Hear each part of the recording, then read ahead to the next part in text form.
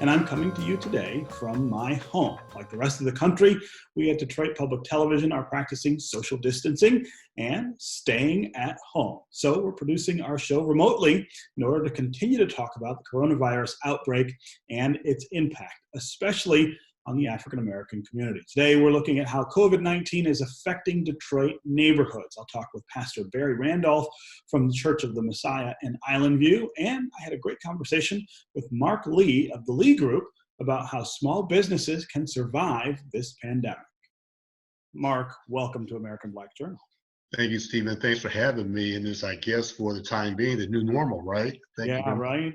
This is what we have to do to make sure that we're not part of the problem and that maybe are part of the solution, stopping the spread of coronavirus. It's good to see you nonetheless, even though I don't get to see you in person like I normally do on our set. Before we get started, tell me how you're doing. I've been asking everybody that question because these changes are so tremendous. What's changed for you and how are you managing? You know, personally, I'm doing fine. Professionally, I'm doing fine as well. I'm fortunate enough where I have a home office anyway. Mm-hmm. So that transition for me has been very fluid and very simplistic for me. From a business standpoint, though, you know, like everyone else, I've taken a hit.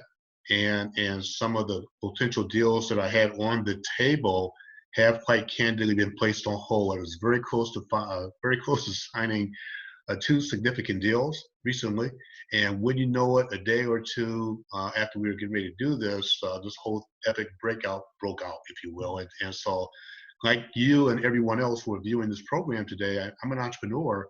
I'm facing some challenges and some hurdles as well. Yeah. And we wish you all the best and hope that this doesn't last as long as maybe they're predicting so that you can get back to normal business. But let's start with just an update on how something like this, which no one has experienced before, which no one could have predicted, affects small businesses and especially small businesses in Detroit owned by African Americans. It's affecting small businesses tremendously. I think that we were, you know, I talked before, we were on a roll. Things were improving significantly. Things that, quite frankly, have come to a grinding halt. And when you're talking about entrepreneurs, and particularly African American businesses in Detroit, a lot of them are struggling. A lot of them are certainly, they don't have the resources to withstand what we're currently going through with this, coronavirus, quite frankly. And I think the biggest challenge is how do we begin to prepare these businesses today on a go-forward basis to survive this type of crippling effect? Because quite frankly, it's a crippling effect on a lot of businesses in the city of Detroit and beyond. Yeah. So you and I, when we have conversations about business on American Black Journal, we always talk about preparedness and setting aside a little for a rainy day or setting your business up in a way so that it is a little insulated from normal changes in the market and in demand and things like that. How do you prepare, or how should people have prepared for something like this? You know, this is something that you cannot prepare for. However, as you and I have talked in the past, you should have alternate plans. You should always have a plan that's based on the realistic situation, the pessimistic situation, and the most optimistic situation. The challenge is a lot of entrepreneurs don't do that. I've had the fortunate opportunity of working in corporate America in my career, and so I've been able to plan accordingly. So as I'm going through my changes, I have a backup plan. Now, not every person, not every entrepreneur in Detroit has that particular plan, but as you're thinking about it, you really need to begin to focus on your cash flow. You need to look at your bottom line, look at how do you improve your cash flow. Right now is a good time to focus on that because that's the lifeblood of your business. And I like to tell people now, go ahead and look at your expenses. Today's a good day to look at cutting your expenses. And in terms of reviewing your cash flow, talk to your bankers and see if you can get a better term with the current relationship that you have with them from a financial standpoint. So it's not a time just to sit down and do absolutely nothing. Now is a chance, it's an opportunity to sit down and review your current business practices, improving your cash flow, talking to your creditors, talking to your bankers, talking to everyone that you deal with, and just try to sit down and come up with a strategy that will help get you through these challenging times. Yeah. You've also talked in the past about that relationship between a business and its customers, and Mhm. that relationship is your lifeblood, right? You need those customers for revenue, for growth, and all of those kind of things. During a time like this, uh, you think people should double down on those relationships. Don't just Absolutely. This sit is the back, really reach out to those customers. And now's the time to do that. And let me give you again personal experience. What I've been doing the last few days is I've actually been emailing my clients. I've been texting my clients, and I've been having conversations with all of them. And what I'm saying to them is, I'm here for you. We're all in this together. And so right now, the client, our customers are, to your point, our lifebloods. So what I'm going through, what you and I have discussed over the last several years, is relevant. It's very germane. So double down on your customers. Try to be as flexible with them as possible. Show some empathy with them. Just as if you're trying to renegotiate, if you're leasing a building for your business, go to your landlord, have a conversation with them, and hopefully they'll show some empathy. But now is the time to double down and reassure your customers, reassure them by telling them we're in this together. Yeah, yeah. I would imagine that the same thing is true of employees, and that's a trickier dynamic because for so many businesses right now, keeping employees on the payroll just is not really feasible. At the same time, those employees are part of your lifeblood too, and you're going to have to rebuild that business at some point. How should you deal with the question of how to treat employees right now? You have to be very fair, open, and honest with them. Right now, this is no time to play with people's emotions. Just come out, have a very matter of fact and direct conversation with them. Let them know, just as with your customers, let the employees know that you're there for them. You're going to try everything within your power to help them get through this as well.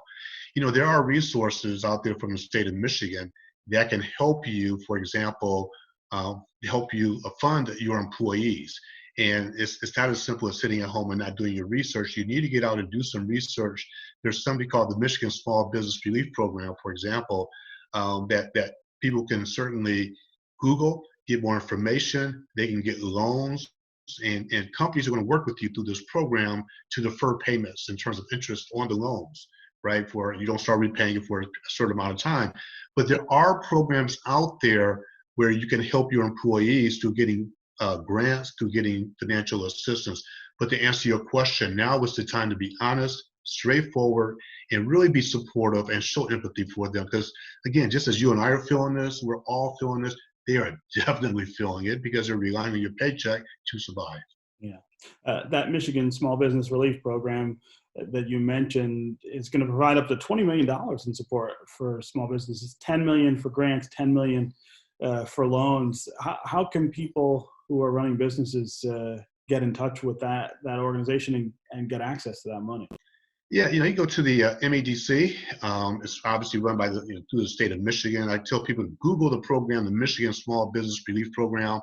You have resources to the MEDC, or the Michigan Economic Development Corporation, and they can certainly walk you through the steps to certainly get access to those loans and to those grants. It's $10 million for grants.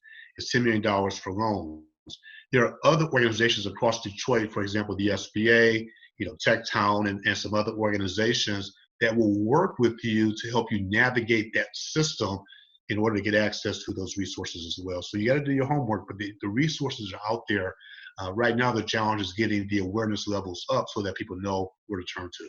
Yeah. The other thing you talk about a lot is the relationship between businesses, and that successful businesses and growing businesses are good at making connections with other businesses and maintaining those connections. I would imagine that takes on extra importance at a time like this too.